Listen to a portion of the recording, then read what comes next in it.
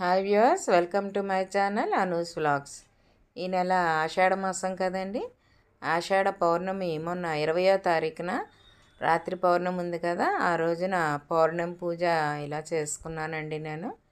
మరి గురువుగారు చెప్పిన విధంగా పండేమో మామిడి పండు, అలాగే పుష్పం ఏమో తులసి దళాలు, అలాగే ప్రసాదం ఏమో చిత్రాన్నం, వీటన్నిటినీ రెడీ చేసి తులసి దళాలతో అష్టోత్తరం చదువుకుని పూజ చేశానండి.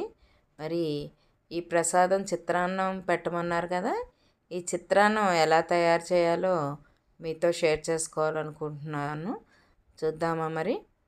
ఇప్పుడు ముందుగా ఒక గ్లాసు బియ్యం ఉడికించి ఇలా అన్నం రెడీ చేసుకుని పెట్టుకోవాలండి ముందుగా ఈ చిత్రాన్నం తయారు చేయడానికి. అలాగే పోపు దినుసులు కూడా రెడీ చేసి పెట్టుకోవాలండి. ముందుగా నెయ్యి, అలాగే ఆవాలు, ఇంకా మినపప్పు, శనగపప్పు, మిరియాలు, ఇవన్నీ కూడా రెడీ చేసి పెట్టుకోవాలి. పచ్చిమిరపకాయలు, ఎండుమిర్చి, కరివేపాకు, వీటన్నిటినీ ముందుగానే మనం రెడీ చేసి పెట్టుకోవాలండి. అలాగే వీటితో పాటు ఒక కప్పు కొబ్బరి, ఇంకా ఒక 10-15 జీడి పలుకులు కూడా వేపి రెడీ చేసి పెట్టుకోవాలి. తర్వాత ఇలాగా పోపులో అన్ని దినుసులు ఇలా వేసి వేయించుకోవాలండి. ఆవాలు, అలాగే మినపప్పు, శనగపప్పు, మిరియాలు, పచ్చిమిర్చి, ఎండుమిర్చి, కరివేపాకు, వీటన్నిటినీ వేసి శుభ్రంగా ఇలాగా వేయించుకోవాలి. ఇదంతా చాలా సులువైన ప్రాసెస్ అండి.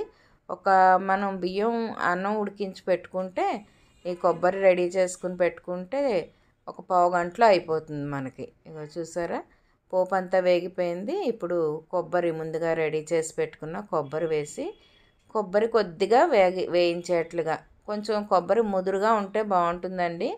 మరి లేత కొబ్బరి అయితే అంత టేస్ట్ ఉండదు. సో కొద్దిగా వేగాలి.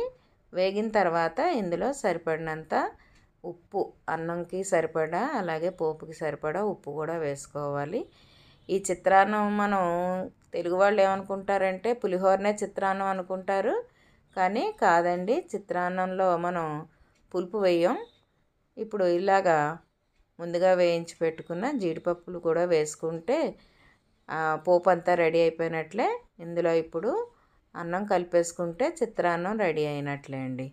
ఈ ప్రసాదం అమ్మవారికి చాలా ఇష్టమైన ప్రసాదం. మరి అమ్మవారిని మనం ప్రసన్నం చేసుకోవాలంటే ఇవన్నీ కూడా మనం చక్కగా చేసి మనం పూజ మనస్ఫూర్తిగా చేసుకోవాలండి. చేసుకుంటే అమ్మ కటాక్షం మనకి ఎప్పుడూ ఉంటుంది. ఇలాగా ఇదిగోండి, చూసారా. ఇప్పుడు అమ్మవారి పూజ అంతా అయిన తర్వాత నైవేద్యం పెట్టుకుంటాం కదా. ఇదిగోండి, అమ్మవారికి ముందుగా లక్ష్మీదేవికి అష్టోత్తరం, అలాగే లలిత అమ్మవారికి ఏమో అష్టోత్తరం తులసి దళాలతో, అలాగే లలిత సహస్రనామం, ఖడ్గమాల స్తోత్రం, ఇవన్నీ చేసి పూజ పూర్తి చేసుకున్నానండి. ఈ వీడియో కనుక మీకు నచ్చితే లైక్ చేయండి, షేర్ చేయండి, అలాగే నా ఛానల్ని సబ్స్క్రైబ్ చేసుకోండి. Thanks for watching.